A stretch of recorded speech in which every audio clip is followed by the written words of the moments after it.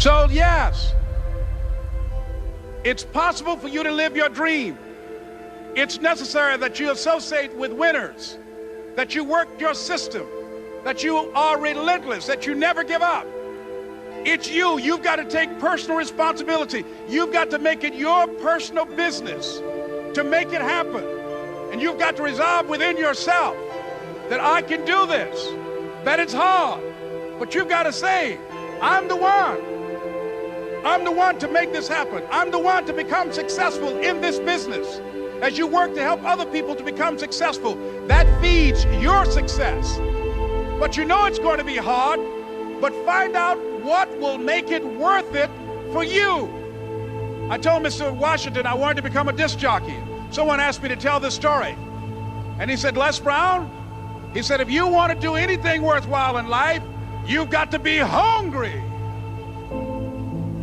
And so I started working to develop myself. He said, I want you to practice every day being a disc jockey.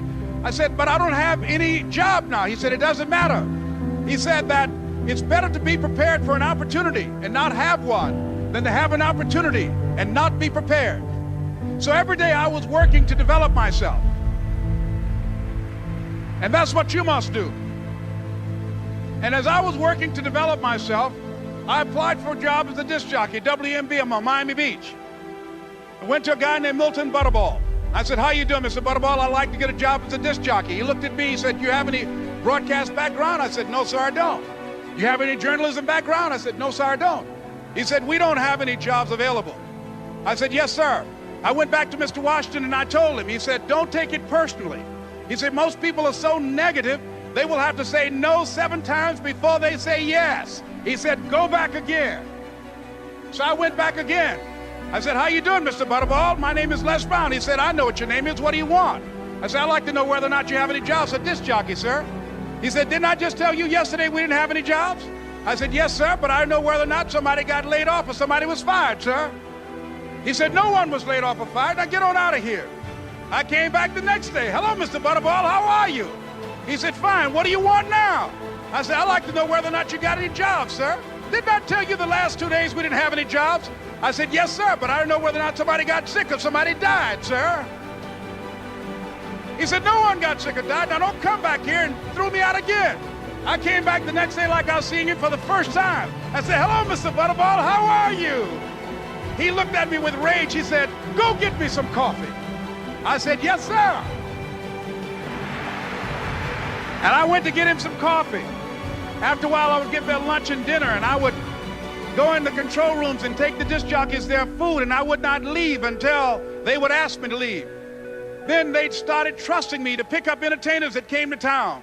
Entertainers like the Four Tops and the Temptations and Diana Ross and the Supremes. I would drive them all over Miami Beach in the disc jockeys' big long Cadillacs. I didn't have any driver's license, but I was driving like I had some.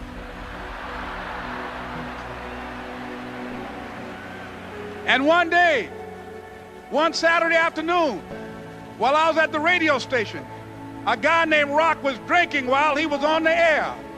I was the only one there, looking at him through the control room windows, walking back and forth, young, ready, and hungry.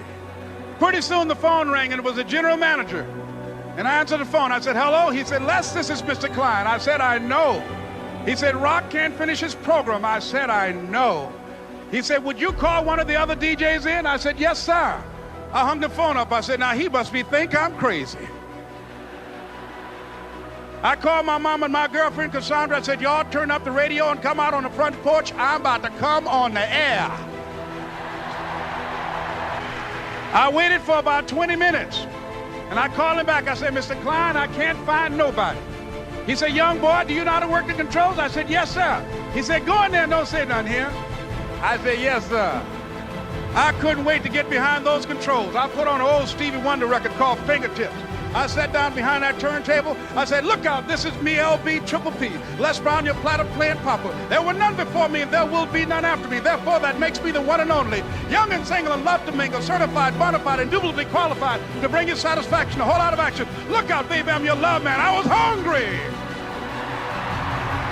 I was hungry. You gotta be hungry.